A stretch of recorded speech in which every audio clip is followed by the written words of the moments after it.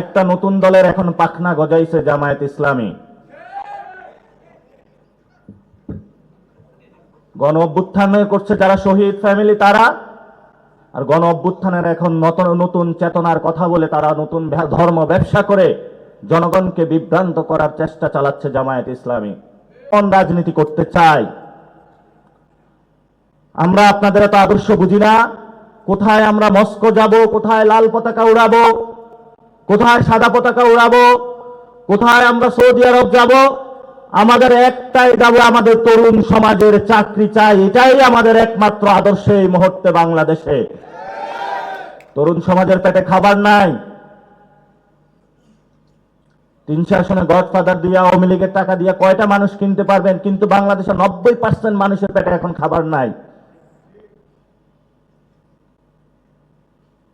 আমরা আপনাদেরকে বলেছি এই ইলেকশনে ইনশাল্লাহ আমাদের শক্ত লড়াই হবে।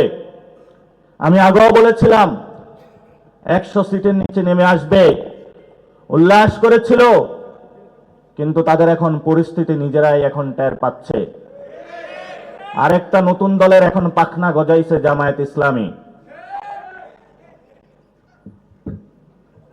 গণ অভ্যুত্থান করছে যারা শহীদ ফ্যামিলি তারা, আর গণ অভ্যুত্থানের এখন নতুন চেতনার কথা বলে তারা নতুন ধর্ম ব্যবসা করে জনগণকে বিভ্রান্ত করার চেষ্টা চালাচ্ছে জামায়াত ইসলামী। জামায়াত ইসলামের এইসব বন্ডামি বন্ধ করতে হবে। যদি রাজনীতি করতে চান সোজা পথে আসুন। খুব মিষ্টি মিষ্টি কথা বলে, মিষ্টি কথার আসলে আড়ালে কি আছে সেটা তো আল্লাহ জানে। তবে আমরা দেখেছিলাম তাদেরকে অতীতে যখন ছিল, সুখকর ব্যবস্থায় আমরা তাদেরকে পাইনি। পাকিস্তানও এই ধরনের জামায়াত ইসলামীর একটি পাখা গজাইয়েছিল, একটি আসনও তারা পায়নি। আমাদের সামনে কঠিন লড়াই আছে। এই লড়াইটা আমাদের লড়তে হবে, আমাদের দূর সাগরে পাড়ি দিতে হবে, মনোবল শক্তিশালী রাখতে হবে।